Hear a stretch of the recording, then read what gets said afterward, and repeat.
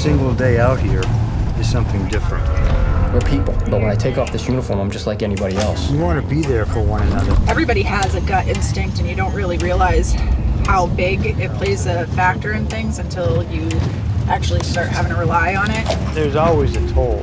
You can't do this kind of work and not have it take a toll on you.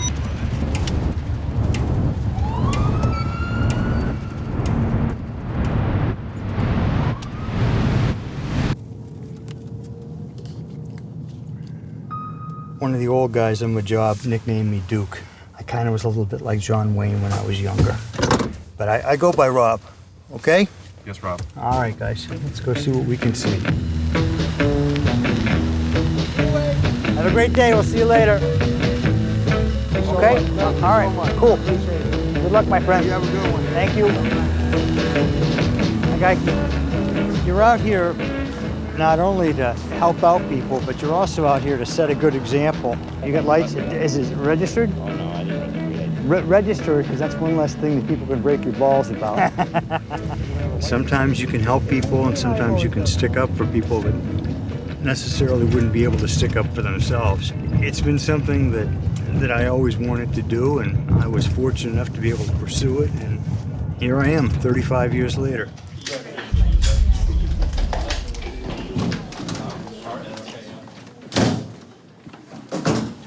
How are you? Well, how are you? Doing well, thanks. Hi. Hey, Sarge. Welcome. Good to see you. How are you? Good afternoon, everyone. Sergeant Gravel is on the desk. An autopsy for a 1-year-old child. That is not easy business. So one thing that Sergeant Day mentioned to me was all of you that were there 100% kept your cool and kept your emotions in check. That is appreciated, and let the system work, and maybe they will, meet their maker someday. Okay? Because no child deserves that.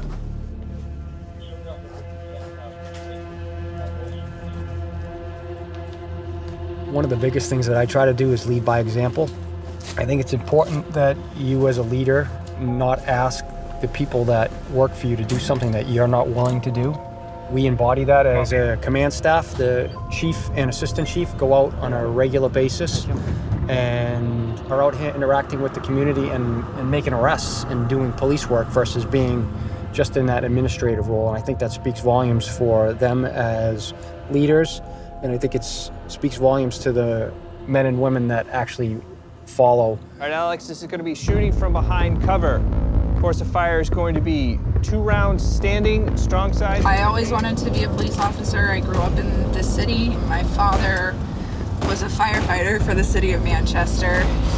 You played cops and robbers as kids, getting the bad guy and keeping people safe and doing good things and helping people, and that's what I wanted to do.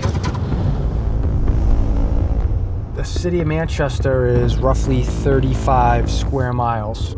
During the week, Monday through Friday, you're looking at probably about 200,000 people in and around working and living in the city. And typical officers, depending on the time of day, anywhere from 20 to 30. That violent crime is on an uptick this time of year, which is also what we call robbery season. Our newer officers are saving people's lives on a regular basis because of the profound impact and the number of opioid overdoses that we experience on a regular basis. The Mexican cartel has direct links to the city here. It can be a very busy place. Pretty much what happened is that was our community policing or gang prevention unit. They stopped that car there, but they had suspicion that there was drug activity, especially with the passenger being literally just released from the station for sales. Ended up running the canine for a drug search to the vehicle and located a quantity of crack cocaine. I don't necessarily want to say routine because there is no routine call, because it could go from having a conversation with someone to a deadly force situation in that split second. Had some incidents over the years where things have turned pretty bad pretty quick. Fortunately, I'm still here, so I guess we'll leave it at that. Being in a cruiser, it's just you don't have that close interaction with people. I'm more of a friendly person anyway, so having this people come up and want to interact with me is phenomenal. One of the misconceptions of the police department is that we are angry guys that try to ruin people's lives. I had somebody say that to me once, you ruin people's lives. And we get categorized as them and us, and we don't look at it that way. Like I explained to you, this is a partnership between the city of Manchester and the residents here. So I think the misconception is that we're different than everybody else when we're not. We want to try to bridge the gap. There's been a lot of negative media for police officers lately, and we want to make sure that people are aware that we are there for them. We do the best that we can to make them happy and comfortable and safe. We couldn't do a lot of the things that we're able to do as a police department without the help of the community. We have a very big manpower problem, so scheduling as far as trying to get officers for time off. So the strains and stresses of the job are getting stronger and stronger, and yet they're getting less time to be with their families and have time for mental recuperation. In today's day and age, putting on the uniform is definitely hard because it's one of those things where police aren't looked at exactly in a positive light anymore. So, you know, at one point in time, if one was a police officer, you put on your uniform at home and you could walk out the door. Now it's not a safe thing to do if people know where you live. Copy, I believe he's walking down the street with her, kind of one of our regulars, so I'm just checking to see if he's negative at this point in time or if he has any active warrants. He got arrested for domestic assault against her, so the state gives him bail conditions not to be around her until court. And he got out on 0 PR, and lo and behold, he's walking with her.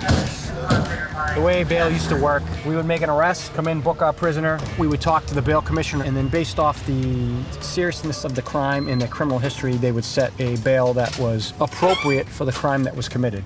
The law was changed, which says that if you tell the bail commissioner that you don't have the money to pay for your bail, they will set a personal recognizance bail, which we call a PR bail, meaning that you promise to show up in court. Now what happens is our officers make their arrests, they come in to type their paperwork, and before they're even done typing their paperwork, the person is able to walk out on their promise to show up in court. And what's happening a lot of times is they're not showing up in court. So it's just an horrible circle where we arrest somebody, they get out on PR bail, and they're out shortly after that committing that same crime again. So there are no consequences for their actions. So how is the system working at all in that case? You know, when I'm at work, you know, I try to be totally dedicated to what I'm doing here at work, and when you're not at work, you try to be dedicated to your family as much as possible. But it's definitely a balancing act, and sometimes you get it right, and sometimes you don't. My wife will sometimes tell me when she'll actually call me Captain. Hey, Captain, you're not at work. So I notice in my own personal life that sometimes I have to shut it off.